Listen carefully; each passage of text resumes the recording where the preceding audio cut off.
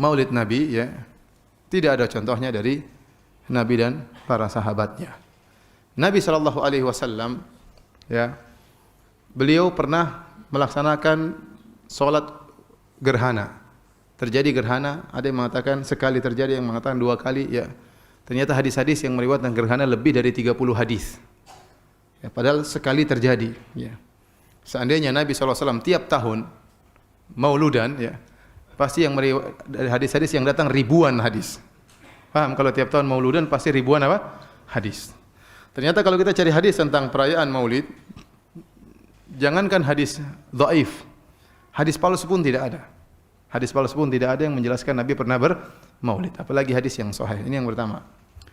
Yang kedua, Al-Imam Malik rahimahullahu taala, beliau punya pendalilan di antaranya, beliau berdalil dengan amalan penduduk kota Madinah, dan ini Imam Malik bersendirian. Tidak seperti imam mazhab yang lainnya. Dia dijadikan di antara sumber hukum adalah amalan penduduk kota Madinah. Ya, para ulama biasanya Quran, sunnah, ijma dan yang lainnya. Tapi di antara yang dijadikan dalil oleh Imam Malik yang tidak dijadikan oleh mazhab-mazhab yang lain adalah amalan penduduk kota Madinah. Logikanya sederhana.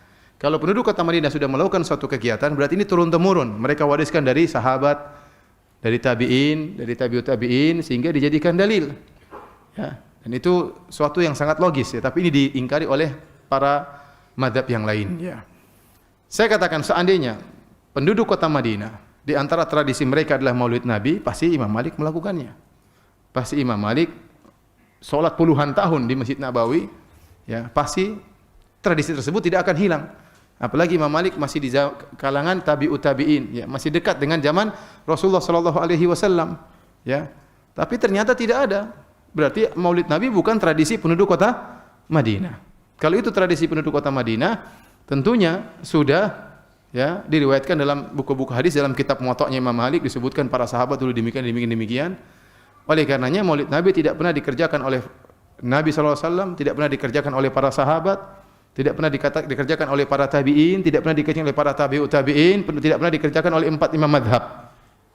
Jadi dahulu tidak ada Maulid Nabi sallallahu alaihi wasallam, ya. Saya tanya sama antum, ya. Zaman Nabi sallallahu alaihi wasallam, zaman para sahabat, agama sudah sempurna atau belum? Tanpa Maulid sudah sempurna? Ya sudah, selesai. Seandainya tanpa Maulid sudah sempurna, maka tidak perlu kita harus melaksanakan apa? Maulid. Timbul sebagian orang seakan-akan Maulid itu apa? Wajib. Mereka tidak mengatakan wajib, tapi perbuatan mereka, sikap mereka seakan-akan Maulid itu apa? Wajib. Saya mereka mengatakan kalau tidak bermaulid tidak cinta kepada Nabi sallallahu alaihi wasallam. Ada yang lebih parah daripada itu, mengatakan barang siapa yang mengingkari maulid berarti mengingkari kenabian Nabi sallallahu alaihi wasallam. Bahaya ini.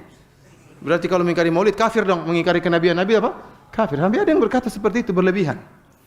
Kita katakan bagaimana di zaman Nabi bukan sunnah, sekarang bisa jadi wajib. Bagaimana zaman Nabi para sahabat tidak dilakukan, sekarang kok sekarang menjadi apa?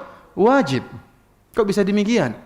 Ya, apa kita tidak, bagaimana pertanggungjawaban di hadapan Allah Subhanahu wa taala? Kalau Anda mengatakan boleh, dianjurkan, itu masih mending. Tapi kalau mengatakan sampai wajib, ini bahaya ya. Bahaya ya. Baik. Berikutnya, sebagaimana kita membantah bid'ah-bid'ah yang lain, kita katakan Maulid kebaikan atau bukan? Kalau mereka bilang kebaikan, kita bilang kebaikan ini Nabi tahu atau tidak? Abu Bakar tahu atau tidak? Umar tahu atau tidak? Sahabat tahu atau tidak? Tinggal 2 jawaban, tahu atau tidak. Kalau mereka bilang Nabi, para sahabat tidak tahu ini kebaikan, bahaya. Aneh, ente tahu, Nabi tidak tahu, bahaya. Berarti mereka menyandarkan kejahilan kepada Nabi dan para sahabat. Mereka akan mengatakan Nabi tahu. Ya.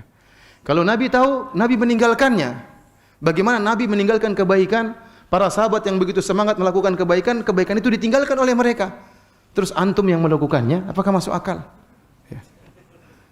Lebih semangat mana beramal soleh? Nabi dan para sahabat atau antum? Nabi dan para sahabat, para tabi'in, para tabi'ut tabi'in. Ya. Ya. Oleh karena para hadirin Allah Subhanahu wa taala, yang benar Maulid adalah perkara yang bid'ah, tidak pernah dikenal oleh para sahabat dan para a'immah, ya. Makanya kalau ada yang mengerjakan sekarang, kita bilang ini perkara bid'ah. Dan ini yang dipilih oleh Al-Imam Syaukani rahimahullahu taala dalam kitabnya Risalatun fil Maulid. Risalah tentang hukum Maulid. Risalah fi hukmil Maulid kalau enggak salah. Dia menjelaskan, saya tidak menemukan dalil sama sekali tentang bolehnya maulid. Ini ditujukan oleh Imam Syaukani. Ustaz, apakah ada khilaf? Kenyataannya memang ada khilaf. Kita dapati sebagian ulama-ulama Syafi'iyah mutaakhirin terutama, ya, seperti Ibnu Hajar rahimahullah. Ya. Kemudian Ibnu Hajar yang dalam Fathul Bari mengatakan 3 kurun generasi tidak pernah melaksanakan maulid. Tapi dia sendiri mengatakan maulid boleh. Kemudian gurunya Al-Iraqi, muridnya Sakhawi juga mengatakan boleh. Ini pendapat ulama Syafi'iyah. Banyak pendapat ulama Malikiyah mengatakan haram, ya, seperti Al-Faqihani dan yang lainnya, ya. Saya lupa nama-nama ulama Malikiyah tersebut, ya. Didukung oleh juga Ibnu Taimiyah dan yang lainnya, ya. Sekarang kalau ada khilaf, kita berhak memilih.